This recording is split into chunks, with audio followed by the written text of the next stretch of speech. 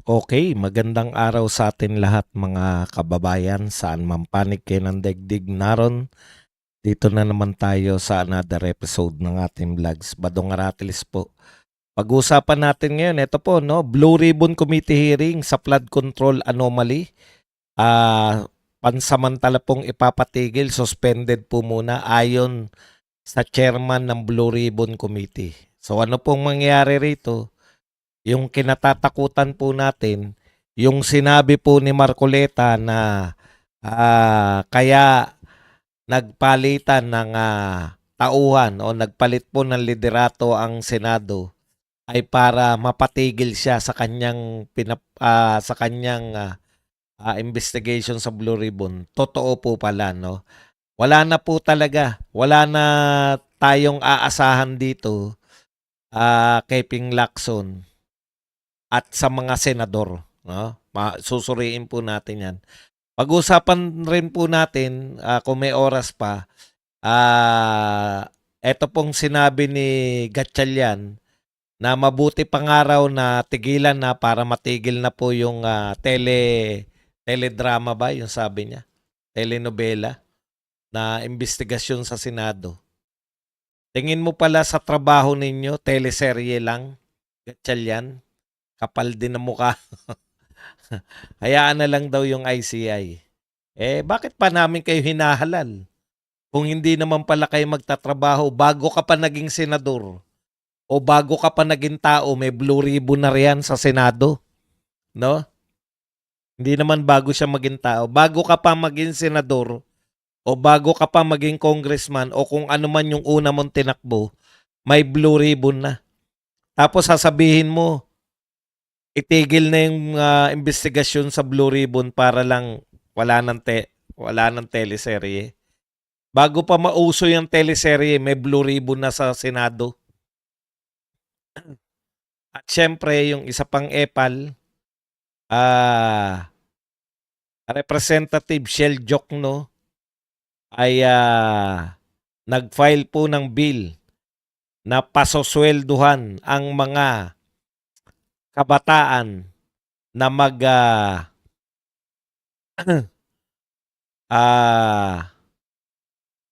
magkakaroon po ng kompensasyon o gustong paswelduhan yung mga nag-OJT. Yan po ang mga walang katuturang panukala na akala mo naman may kahihinatnan yan. Yan po yung mga panukalang wala sa hulog.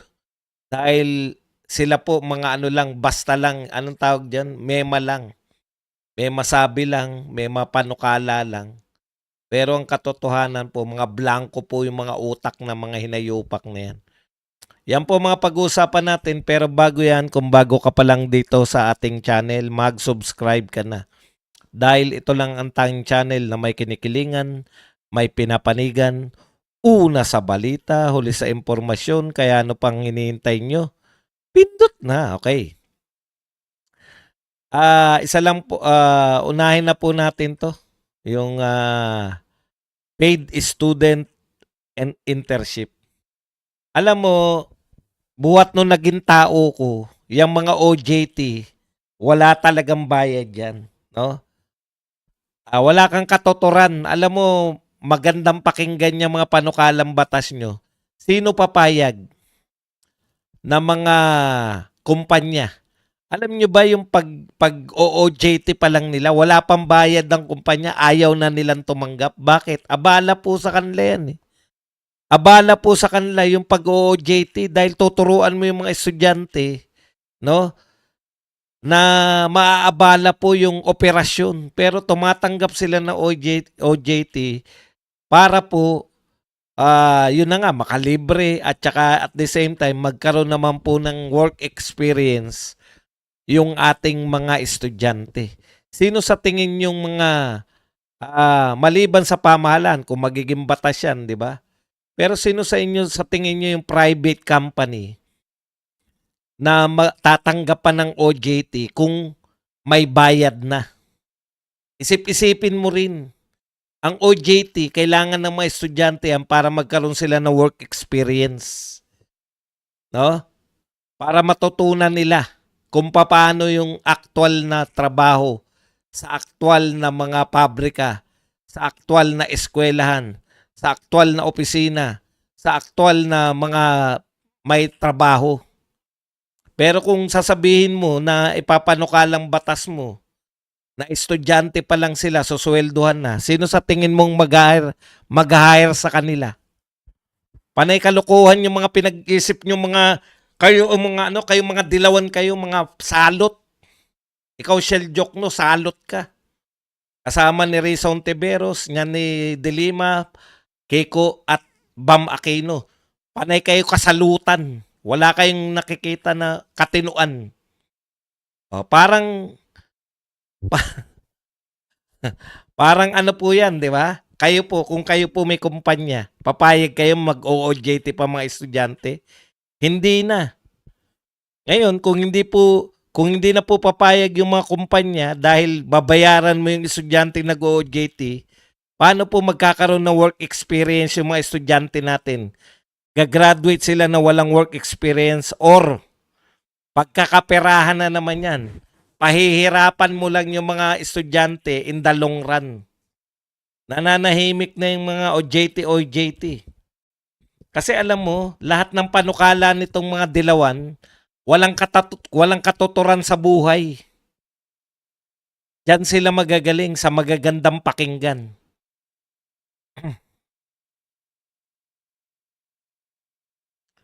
Yung mga estudyante, alam mo, hirap na hirap maghanap ng tatanggap sa kanilang OJT.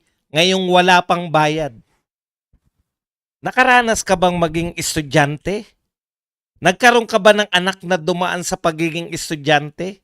Hindi alam yan ni Shell Joke no kasi may sariling eskwelahan sila eh. Kaya may anak man yan, may sariling eskwelahan yan. Walang problema yung OJT. Unawain mo yung mga mahihirap na mga estudyante. Ngayon ngang walang sweldo, hirap na sila makahanap na mag-OJT. Hindi sila gagraduate pag walang OJT. Hindi po yan, akala mo nakakatuwa yan. Pahihirapan mo lang ang mga estudyante.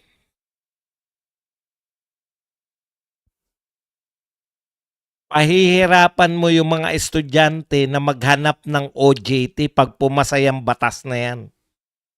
In the long run, kapahamakan ng mga estudyante yung batas mo. Okay, punta na po tayo rito sa iba pang balita. Ito po ang sinabi naman ni Gatchalian. Bago tayo pumunta kay Lacson, ihuli natin yung kay Lacson para masarap-sarap. Sabi ni Gatchalian, para hindi maging teleserye, let ICI handle the flood control probe. Keep hearings private.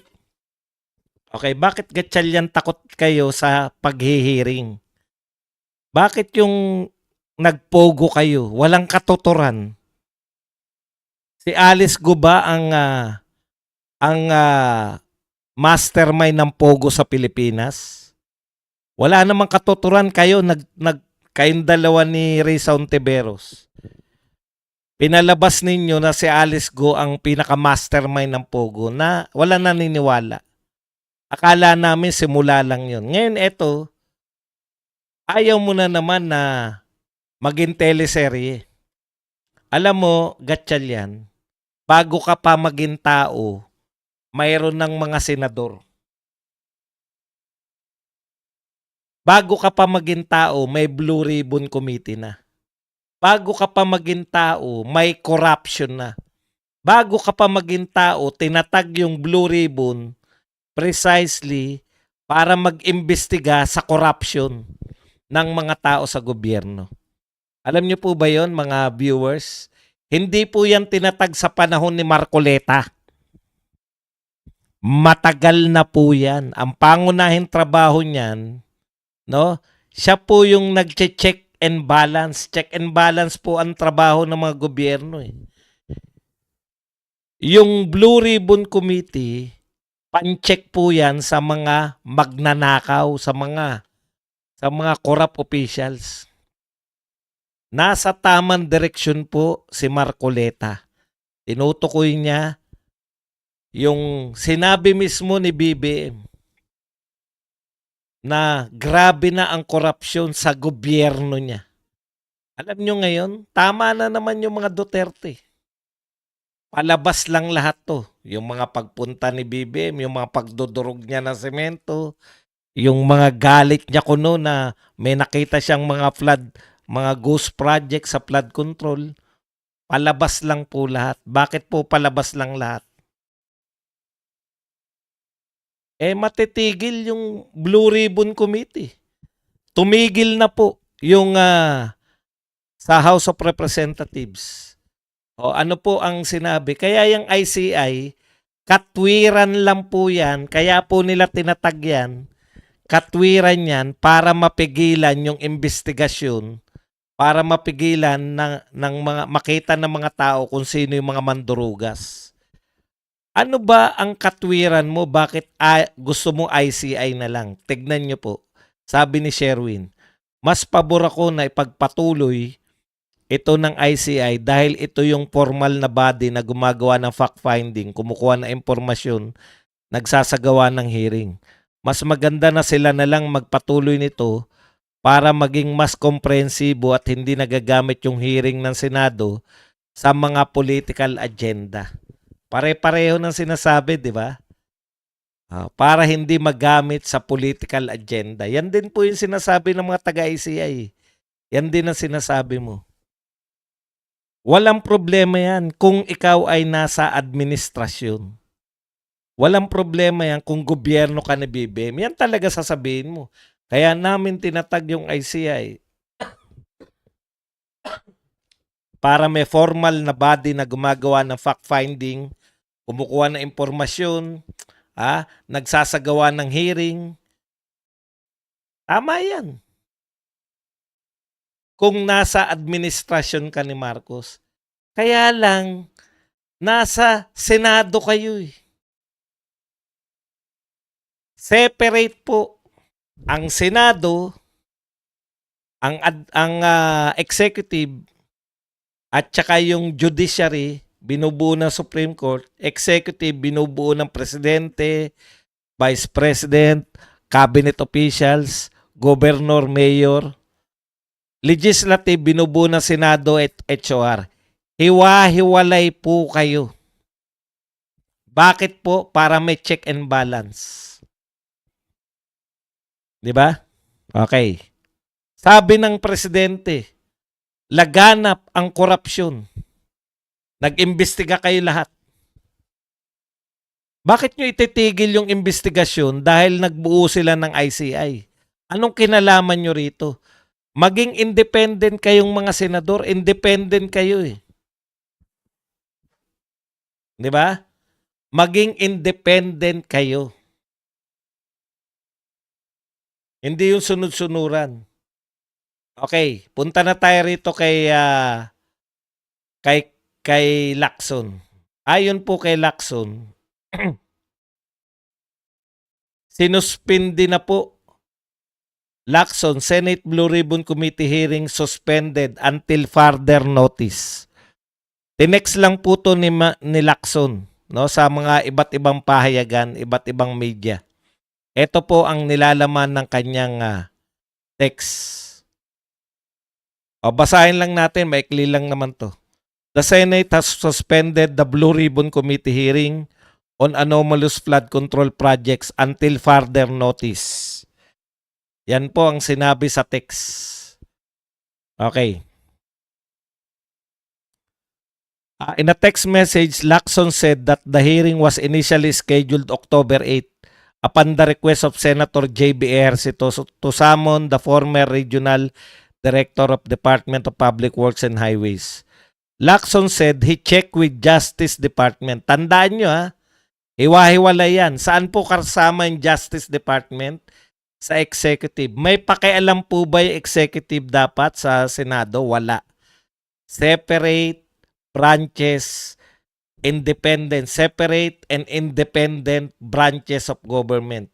Kung ano po ang gagawin ng Senado, mga senador lang dapat. Tignan nyo po katwiran ni Lacson. Sabi ni Lacson said he checked with the Justice Department if the Diskaya couple's tell-all affidavits were available. So, I also checked with the Office of the Executive Judge of Manila RTC.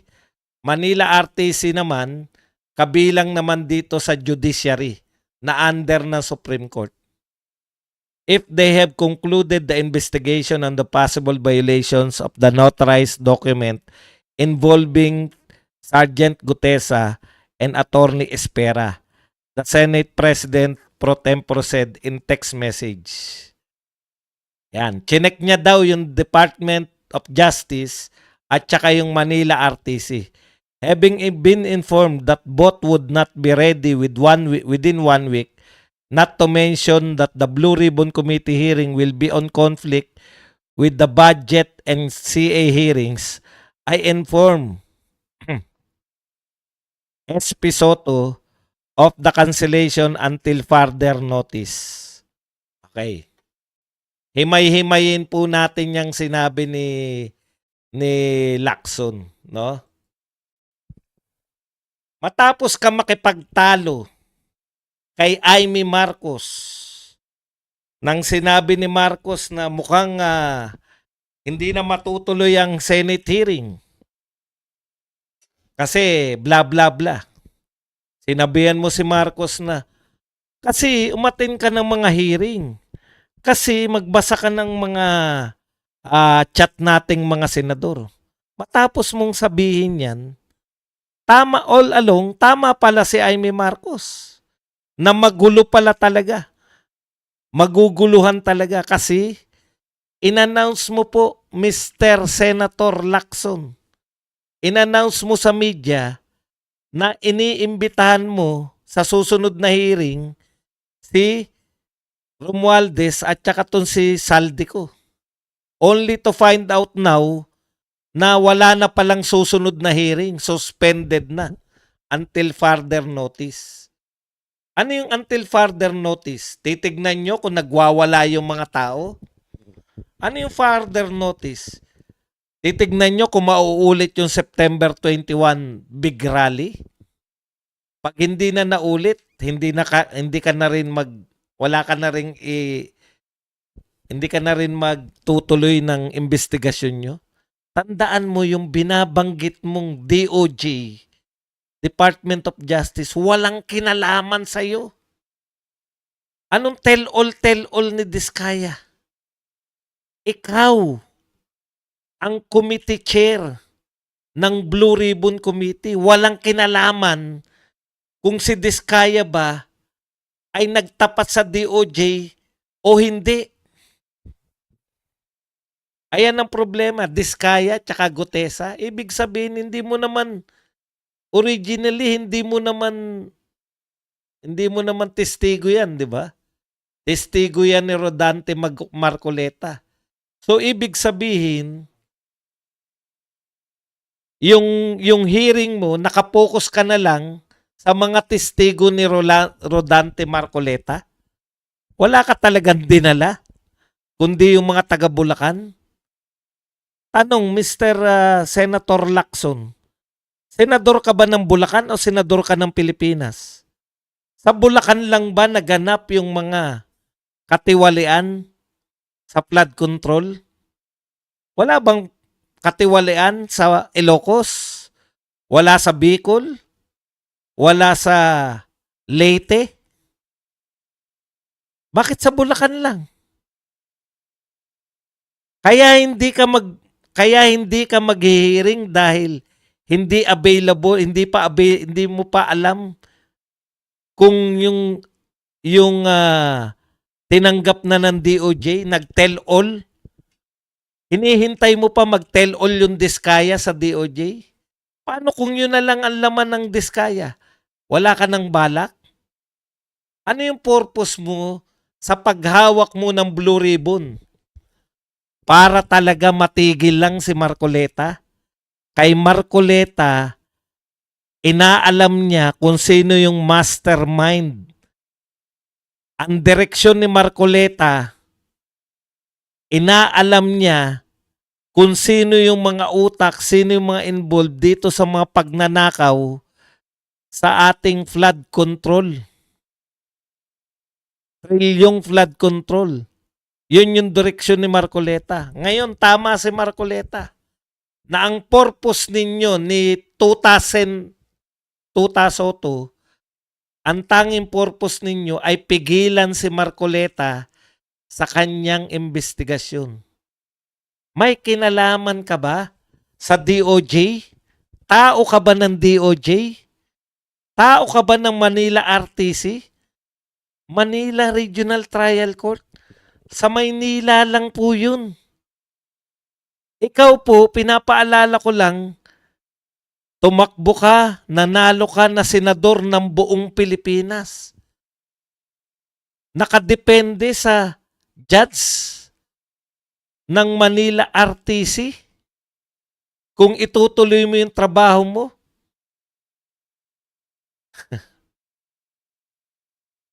Halatang halata kayo. Halatang halata kayo. Ngayon, lumalabas ngayon. No? Okay lang hanggang kesaldi ko kayo, di ba? Okay lang, sige. Talagang meron pang 1 linggo na 2 beses ka nag-hearing dahil saldi ko yung tinutumbok nyo eh. Maganda, na-realize nyo na pag tinumbok ninyo si saldi ko, napahiya na nga si Tito Soto dyan, di ba? Yung pinuno ni saldi ko, si Martin Romualdez. Ibig nyo sabihin, walang kinalaman si Martin Romualdez. Pag si Martin Romualdez na damay, ibig nyo sabihin walang kinalaman si BBM? Iaasa nyo lang sa ICI? Ano bang hakbang ng ICI? Frinis na ba niya mga asset ni Martin Romualdez? Hindi. So pwede pa pong mag-withdraw, pwede pang ilabas ni Martin Romualdez ang kanyang mga pera. Pwede pa, di ba? Yan ang aasahan namin, yung ICI. Paano namin malalaman kung ano nagaganap sa ICI? Televise ba? Live ba yung ICI? Hindi rin. So ang gusto ninyo, ititigil ninyo yung napapanood na live ng mga tao. Una, dahil napapahiya ka kay Marcoleta. Ikalawa, dahil gusto nyong tapos na yung purpose ninyo. Napigilan. Alam nyo kasi may malaking rally. Hanggat hindi pa nagaganap yung September 21, sige, imbestiga tayo. Pero after September 21, pag hindi na uwi yan sa people power, yung rally sa September 21, tigilan na rin natin unti-unti ito. Hindi pala. Ang original na plano nyo, idiin si saldi ko. Bigla nyo na-realize na pag diniin nyo si saldi ko, eventually madidiin si Martin Romualdez, madidiin si BBM. Kaya para wala nang madiin, hindi na madiin yung magpinsan na pinoprotektahan ng lahat ng pinakamakapangyarihang tao. Pinoprotektahan ng mga Diyos dito sa Pilipinas. Yung magpinsan na makapangyarihan na sila, pinoprotektahan pa ng mga Diyos sa Pilipinas. Kaya ititigil mo na. Kawawa naman ng Pilipinas.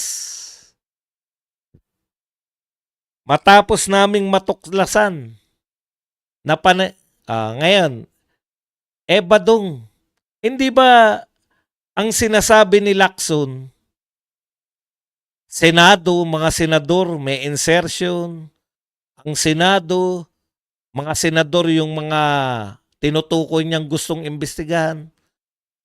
May ugnayan ba yan? Opo, may ugnayan po yan. Taktika yan ni Lacson. Bakit? Taktika yan ni Lacson na pag hindi natin to tinigil, itong investigasyon na to, kayo ang madidiin, kayong mga senador. Taktika nila yan. Yung paglabas na may insertion din si Risa Ontiveros na pinalabas ng malapit kay First Lady at kay BBM, si Tunying. Taktika din nila yan para wala nang kumontra sa gagawin nilang magtigil ng investigasyon ng Blue Ribbon. Bakit? Pag hindi natin to tinigil, ididiin namin kayo. Kayong mga senador. Lahat kayo ididiin. Sino yung unang pumalag? Sino yung unang nagsalita na, wag na natin ituloy yan, ICI na lang. Si Gatchalian. Bakit kaya si Gatchalian ang unang pumayag na ICI na lang ang mag-imbestiga? Siya pa lang po nagsasabi. Dapat yan imbestigahan. Baka maraming insertion yung tao na yan. Lahat yan. Taktikan nila yan. Pananakot sa mga senador. Sa tingin nyo, yung mga pinangalanan nilang senador, papalag pa na ititigil na. Tuwan-tuwa lang si Jinggoy. Tuwan-tuwa lang si Joel Villanueva. Tuwan-tuwa lang si Chis Escudero.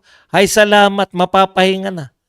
Tuwan-tuwa lang yung mga tinatakot ni Ping Lacson na lahat ng senador may insertion. Tuwan-tuwa lang sila na ay salamat, ititigil na. Baka hindi na kami maisalang. Taktika nila yan. May baho kayo sa amin lahat. Alam niyo po, kawawa tayong mga Pilipino. Tinatakot sila ni Lacson. Yung pagsasabi ni Lacson na lahat ng mga senador, halos lahat ng senador ay may insertion. Yun ang panakot sa kanila. Ibig sabihin, sige, wag natin tong itigil. Pero sa inyo namin isesentro ang investigasyon. Hindi kay Martin, hindi kay Saldico. Sa inyo, mga senador. Sinong kukontra ngayon? Kung hindi si Marcoleta at yung mga tunay na Duterte. Wala nang kukontra dyan dahil lahat may insertion eh. Pag yan po, pumayag yung mga senador na matigil na, hindi sila pumalag, hindi nila tatanggalin si Soto, ang tanging paraan po para matuloy itong Blue Ribbon Committee, tanggalin nila sa Soto para matanggal na yan si Ping sa Blue Ribbon. Pero pag hinayaan po nila si Soto, ibig sabihin natakot po sila sa pananakot ni Ping Lacson na lahat ng senador ay may insertion. Very willing silang sirain yung Senado para mailigtas lang si Martin, si Saldico, at saka yung pinsan ni Martin. Huwag na nating pangalanang si BBM. Alam niyo po, mga taong bayan yung gustong matuluyan. Yung taong bayan. Pero kayo, natakot kayo. Ang unang pumalag, ang unang umayaw. Si Gatchalian, tandaan nyo po yung mga pangalan na yan. Makikita nyo po sila eh. Tama nga naman para hindi na maging teleserye. Para saan pa po yung Blue Ribbon kung wala kayong iimbestigahang katiwalian? Ang Blue Ribbon po, kaya po yan tinatag. Isa lang po ang pangunahing trabaho niyan, mag-imbestiga ng mga katiwalian na ginawa ng mga tao sa gobyerno.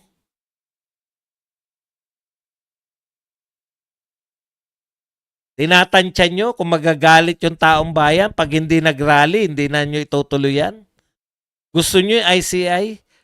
Sino po nakakaalam ng ginagawa nila sa ICI? May pahayag na ba yung ICI na i-freeze yung mga kayamanan ni Romualdez? Wala. Yung kayamanan na nasa bangko, kayamanan na wala po. Ano ibig sabihin yan? Palulusutin muna nila yan. Kawawa ang taong bayan sa setup ng Senado ngayon. Very willing si Tuta Soto na magpakatuta. Very willing yung tuta ni Tuta Soto. Ang tapang pa eh. Hindi ka kasi tumadalo kaya hindi mo alam ang nagaganap eh.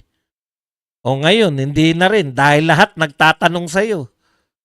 Minayat-maya ka siguro ng media. Kailan bang hearing? Yung pala, totoo yung sinabi ni Amy, wala na talaga palang hearing. Gusto nyo pala talagang ipatigil yung hearing. Bakit hindi na nagsasalita si BBM sa hearing ng Senado? Siyempre, sasabihin niya, wala na akong pakialam dyan, may ICI kami. Tignan niyo po yung mga pronouncement ni Vince Dizon. Saan lang po nakapokus? Sa Diskaya at saka sa taga Bulacan. Yung DPWH ba, Bulacan lang po ang kontrolado ninyo? Binanggit na ni... Ay nako. Bansang Pilipinas. Saan tayo pare-parehos pupulutin? Mga Pilipino, gaano kayo katyaga? Ang tiyaga po natin dito sa mga... Alam niyo kung bakit maaring pumayag yung mga senador? Ano sabi ni Lacson? Ina-announce niya na eh. Halos lahat ng senador may insertion. Sino po ang unang matutuwa pag tumigil na yung kami-meeting ng Blue Ribbon? Alam niyo po walang matinong senador na gustong matanggal sa Blue Ribbon Committee si Marcoleta. Si Marcoleta pinaka may direksyon. May direksyon pa yung at hindi lang po flood control project ang gustong imbestigahan ni Marcoleta. Lahat pati po yung mga ayuda na yan. Wala pa po tayo sa ayuda. Imagine niyo gigil na gigil sila diyan sa ayuda. Tansya ko mas malaki pong pera ang nagkamal sila na mas malaking pera diyan.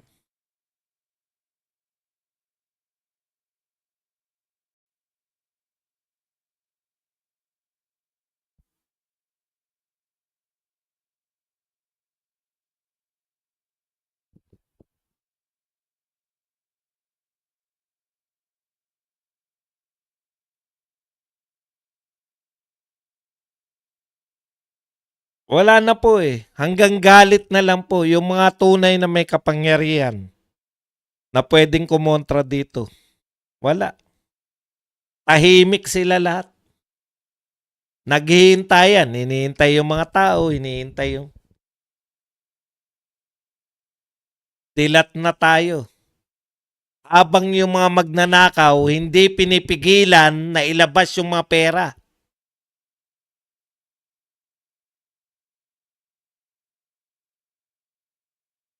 Malayang malaya po yung mga magnanakaw na ilabas yung pera sa Pilipinas. Walang hold departure order. Wala ba kayong balak talagang imbestigahan yung mga lumabas?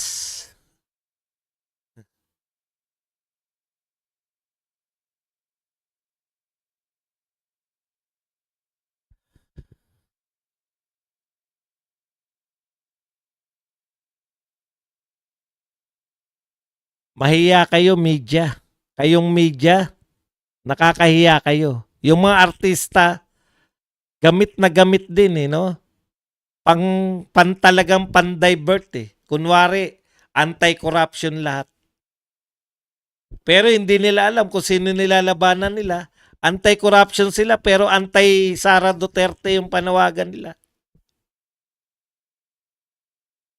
Kaya malalakas po loob ng mga magnanakaw. Paano? Imaginein po ninyo, pati po yung mga relief goods na ipamimigay na lang sa mga nabaha na sunugan, na lindol, ibinibenta pa. Talagang wala pong takot. Kung may pinakamalaking kasalanan si BBM sa bayan, wag na nating, alam niyo po, sabihin na natin, no? Ipagpalagay na natin na hindi po siya nagnakaw. Pero ang pinakamalaki niya pong kasalanan sa bayan, yung inalaw niya po yung ganito. Yung walang takot ang mga magnanakaw. Paano protektado? Pag nabanggit mo si Martin, yari ka. Pag nabanggit mo si Martin, may sangkatutak ang kaso. Pag nabanggit mo si Martin, ititigil na yung Blue Ribbon. Wala nang pagkukunwari. Hindi na po nagkunwari si Lacson eh. No? Kalukuhan yan. Dahil chinek niya raw yung DOJ kung nag-tell all na si Diskaya. Chinek niya daw si Gutesa. Lahat ng abogado magpapayo sa'yo, Ping Lacson, na yung panunumpa ni Gutesa sa Senate hearing, mas importante yun kaysa dun sa anong tawag dyan? Notaryo. So ano silbi nung ihintayin mo pa mag-imbestiga yung yung Manila RTC? Bakit may nagsampa ba ng reklamo? Paano nila imbestigahan yan? Nagsampa ka ba ng reklamo? Ang daming kaso sa Manila RTC. Unahin pa nila yan. Nagsampa ba ng kaso yung abogado?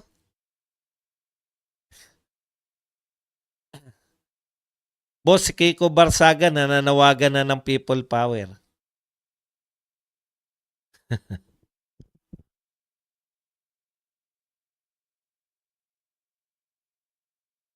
Nakakarindi na harap-harapan tayong ginagago ng mga to. Nakakarindi.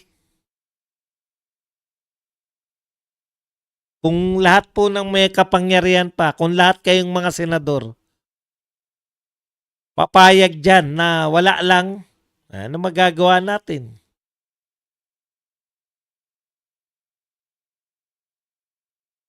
No? Maha-high blood ka, maririndi ka, pero parang baliwala lang lahat eh. O kayong mga artista, nananawagan kayo ng anti-corruption, sumama kayo sa rally. Wala lang po yung mga pinaglaban nyo. Titigil lang po nila lahat. Ano na ngayon, inuunti-unti na tayo. Ano na po sinasabi nila sa ICI? Matagal yan. Dahil sa due process, matagal talaga yan. Abutin ng taon, abutin ng 2 taon, abutin ng 3 taon. Wala lang. Lusot na lahat.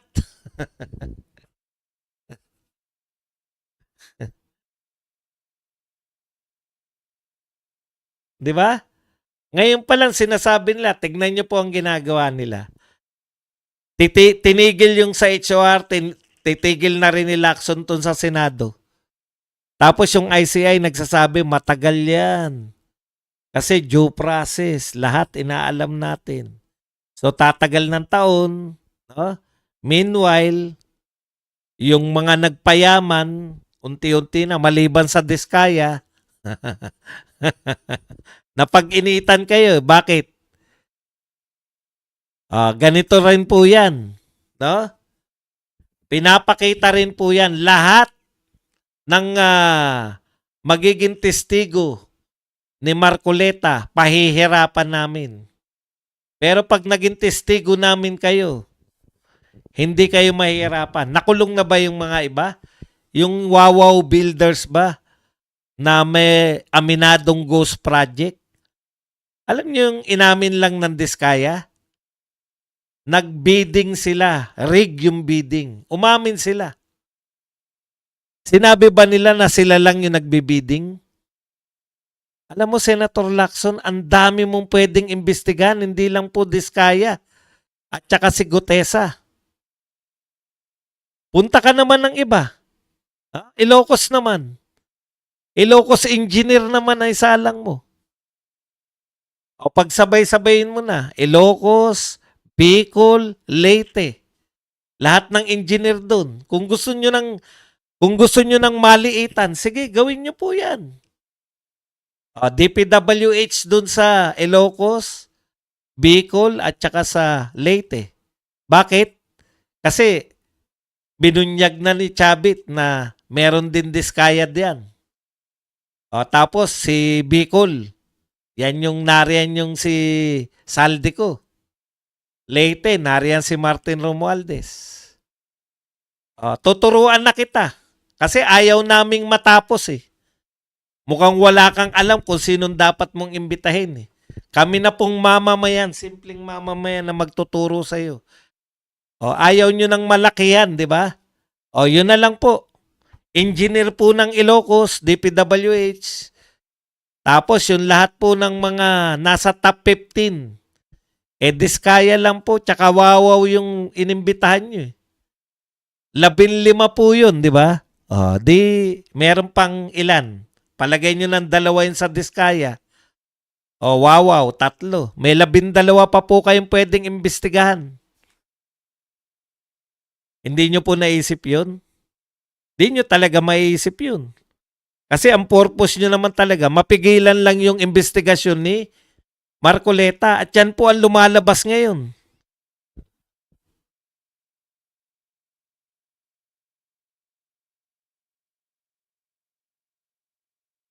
Labinlima po. Hindi lang po Diskaya.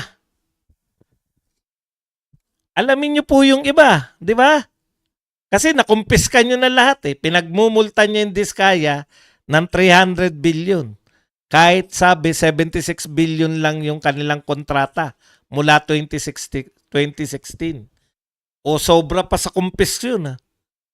300 billion yung ipapataw nyong parusa. 76 billion lang daw yung nakontrata nila. Sabi nyo.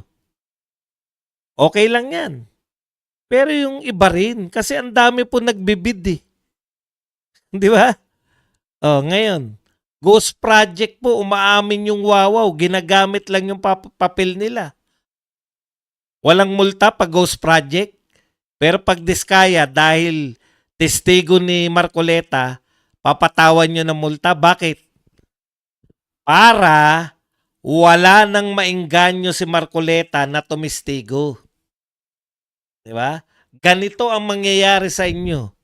Pag kayo ay nayakag ni Marcoleta na tumistigo, kukumpiskahin namin lahat ng mga ari-arian nyo, pagmumultahin kayo, kulong ka pa. Diskaya. Yung iba po, hindi nyo iimbestigahan. Hindi sila makukontempt kasi hindi nyo iimbestigahan. Hindi sila makukulong. Yung Diskaya kami nakatutok tsaka kay Gutesa eh. Dahil hindi pa available. Hindi available si Diskaya. Akala ko nakakulong sa inyo. Paano hindi available?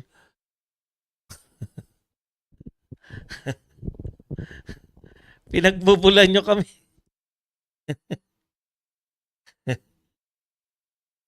Ang dami pong pwedeng imbitahan, no? Huwag nyo pong ikatwiran sa amin. Hindi pa available yung DOJ eh. Tinatanong namin kung nag-tell all na yung Diskaya sa kanila. Di iba naman po. Nakakulong na nga, di ba? Bakit po nakakulong? Bakit nyo po kinontempt? Sa tingin nyo nagsisinungaling. Di ba nakontempt? Yung iba po hindi makukontempt kasi hindi nyo iniimbitahan eh.